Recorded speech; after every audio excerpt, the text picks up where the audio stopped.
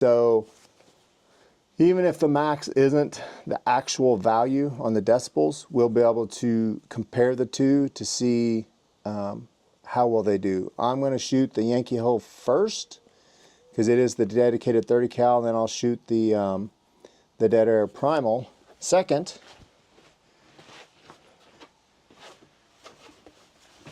So that I can see how well they do. Be right back. Okay, so for consistency, put my phone there. I'm going to be using S&B 200 grain subsonic full metal jacket ammo. As you've seen before, I like S&B ammo, and what I'll probably do is shoot 5 rounds with the oops, there's one in this magazine and I don't really know what brand it is, so we'll take that out.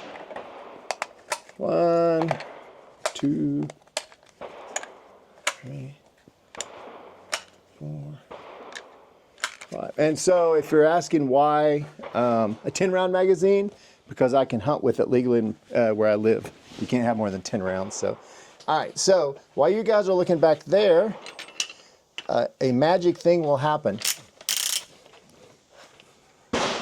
I was brushing my teeth then. That's what that was, so don't worry about it. All right, got to get my hearing in my eyeballs, and then we'll get going.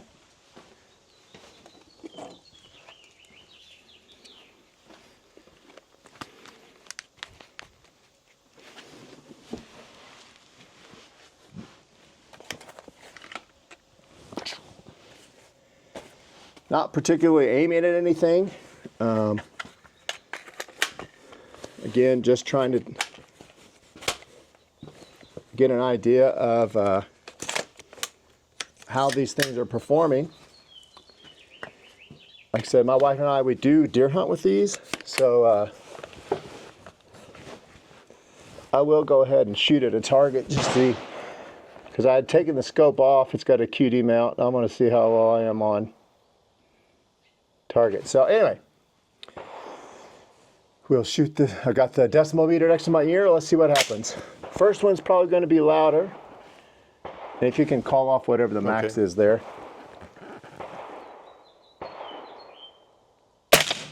109.2. 109.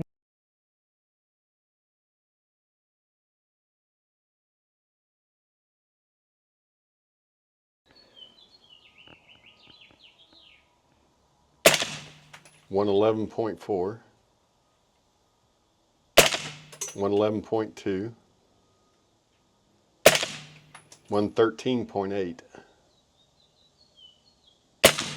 114.3. So it averaged around 112-ish. So, you know what? For taking that scope off and putting it back on, we'll go down later and look at it, but it's right on. So, all right. So that was the Yankee Hill. Let's switch this out and get the Dead Air.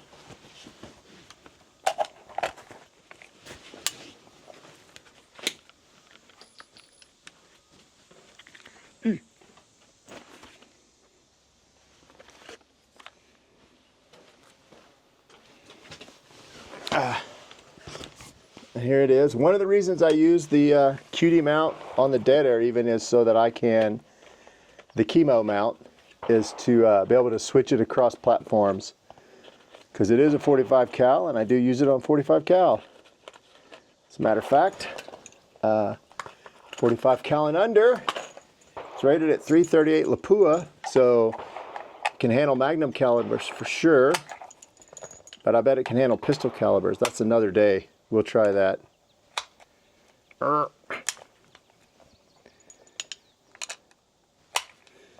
other thing about these 10 round mags is I don't ever have any trouble with the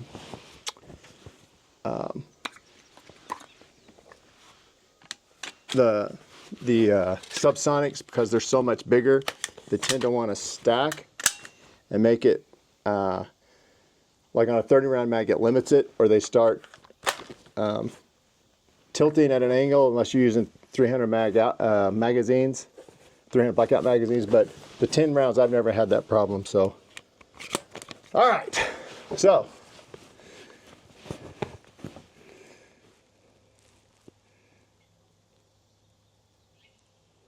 I'm not sure if I've sighted this thing in, but we'll see how it goes. All right, here we go. First round. 98.3. 100.4.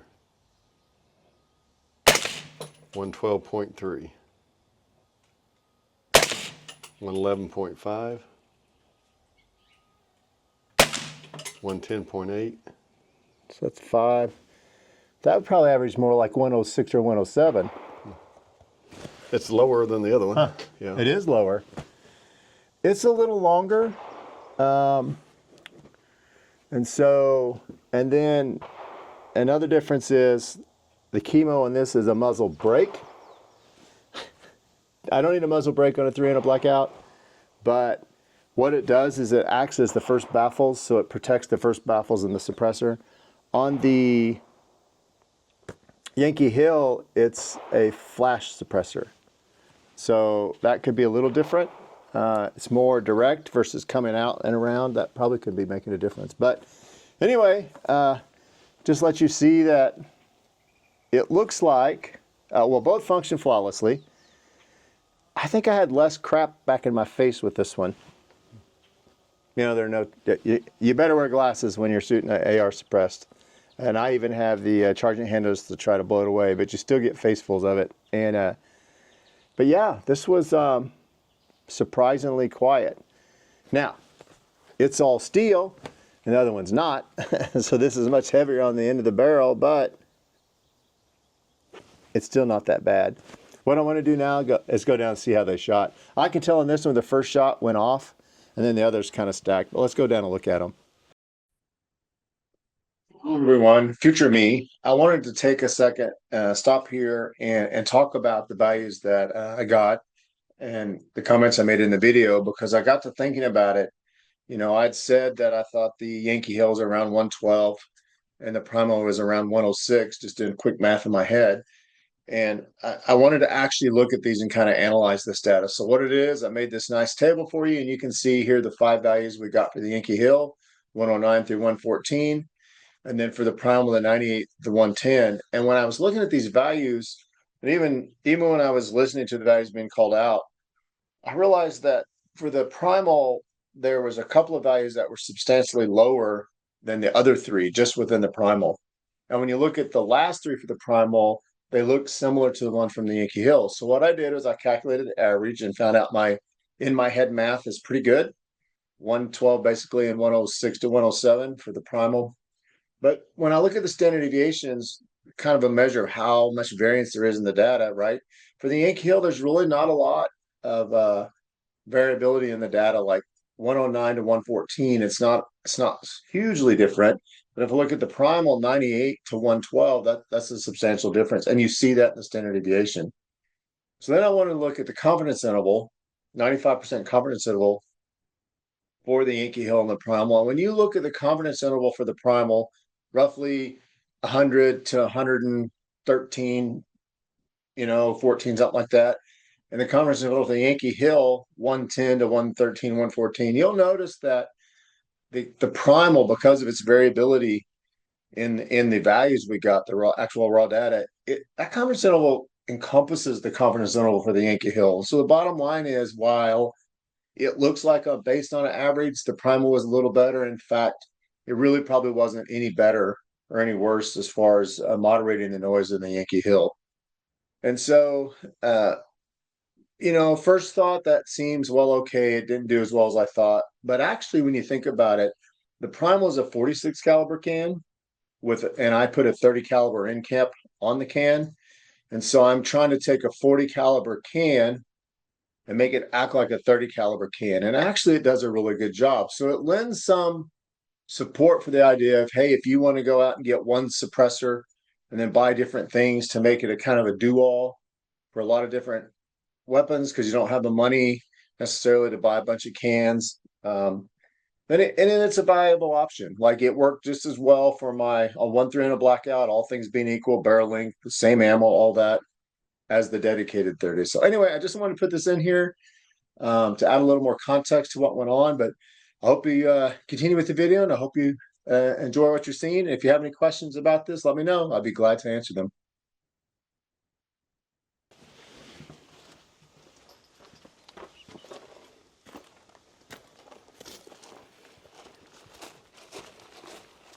And if you want to accuse me of being a 300 Blackout fanboy, go right ahead, because I do like that round. I've had it for,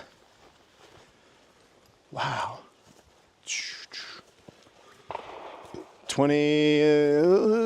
early 2010s. I don't remember. So no, it didn't. It was a different round. Oh, I was looking at the wrong thing. So I'll show you here. This is from the first one with Yankee Hill. That's a CMMG upper. It's a CMMG 300 Blackout I bought, like I said, way back in the day when they first came out in CMMG. And then this is a built AR with a faction barrel, but it's not their fault. Like I built it, but it's still not too bad. And like I said, I could see the first one went high, and so they started to tighten up a little bit after that. But yeah, want to shoot it? What's that? Want to shoot it suppressed? I can, yeah. And we can tell you, based on experience, that subsonic 300 Blackout will not penetrate, what, a level 3? Was that a level 3? What is it? 44 mag. Oh, gosh. Yeah. Yeah, I get confused on the levels anymore. I don't mess with them, So- thinking about it. anyway, it... Level 3A, level 2A, I can't remember. yeah, it... the 110 grain zipped right through it. The subsonic 200 grain and above didn't zip through it, but you would not want to get shot with one because it would push the the vest. Like it really pushed it in, like it'd been shot with a cannonball. So I'm sure you would have a contusion, and if it was in the heart, that probably wouldn't be cool with you. But anyway, yeah, that's. I'm gonna try it. I wanted him to shoot it with the Yankee Hill. We'll chronograph these because I have never done that, see what they're doing, to see if it sounds a little different without ear pro on. It wasn't excessively loud, but it seemed louder than some of the others I've shot. So we'll get it set up and we'll see what it does. Okay, so we're gonna do this. We're gonna get chrono on it. This is the S&B 200 grain subsonic, but now we're shooting it out of the Yankee Hill suppressed CMMG 300 Blackout. Ready? Oh, Make that easier for you. Might see. Yeah. Yep. Ready. I'm just going to call out the velocities Okay. as I watch this. Oh, this one here is higher up. I can get on it a little better. Crosshairs aren't as good on this one. It's got that dot on it if you want it. Do what now? It's got a red dot if you Oh, want does it. it? It's a fire dot.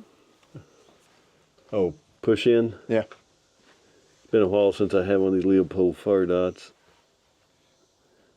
Yeah. I actually think it makes a difference when you're shooting. Yeah, I think you got dead battery in it though. Oh no, there it comes. Says it's just really low. Low, yeah. Okay.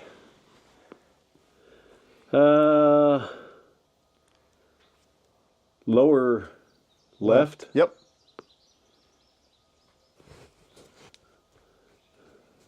No pressure, but I know this one shoots better. Yeah. Yeah. All right, first round.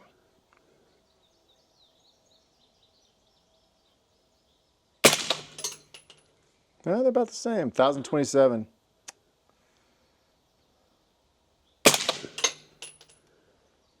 $1,013, 1014, basically.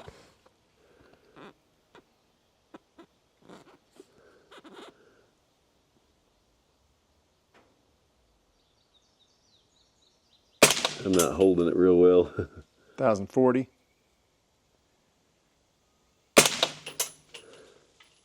$997. Whew, that's a pretty extreme spread. And I'll blame that for my bad 1029. group. Yeah. So, let me go and do the, I'll show you here. I want to do summary, session summary. Okay, so what do we got? It says here, if you go, get the glare off of it, if you can see it. 5 shots, 997 minimum, 1040.8 max, 43.8 extreme spread, and 15 standard deviation. I don't guess that's too bad, especially it's for what it is. Subsonics are tough because the 200 grains should be big enough, but you can get where you have so little powder that it lies down in the brass. And so depending on how it's laying in the brass can affect how it ignites. So it can be tough. So I don't think that's too bad. But let's go down and see what kind of group you shot. No pressure. No pressure. The trigger on that one's not as good. No. Well, it's heavier. Yeah. Well, like I said, that's just a CMMG lower and upper. It's a CMMG, just 100%, except I changed the fore end. And then the other one I built, so. Well, I did better than I thought I did. So, yeah, see, it shoots better. It does shoot better because that was, you know, what I did first. Yeah. So here's my group with the CMMG and there's yours. So they're, I mean, they're similar. I opened up a little bigger. Yeah, not much though. But yeah, again, deer hunting, this part of the country, 100-yard shot. It's the farthest shot I've ever taken here is 156 yards. That was with a 308. It's not fair, but for 100 yards and in, they're fine. Like the deer don't know any difference if you hit them 1 inch above or below where you're aiming. I guarantee you that. So anyway, there you go. Comparing the two. Just a quick video on the difference in the Dead Air Primal 46 versus this is the Yankee Hill. It's an older, like a 3300 series QD. But nice thing about it being not steel, it cools off really fast. Like, see, I can already grip it. So that Primal, if you've shot it a few times, you don't want to touch it. Steel. Yeah. So anyway, hope you enjoyed that. If you have any questions about them, let me know. If you want to know about the Primal and what I've got with it, I've got it set up. One thing I liked about it was, I know some people don't like a do-it-all kind of suppressor, but versus dedicated ones. But as you saw, it does just as well as a dedicated 30 cal, I think. And then I was able to buy different things because I, you know, shot it on a 4570. Going to shoot it eventually on a pistols. I've got a 9mm carbine I'm going to shoot it on. So there's lots of things you can do with it. So we'll just see how that goes. Anyway, I hope you like. Have any questions, let me know. Like, subscribe, and hey, go out and shoot epically.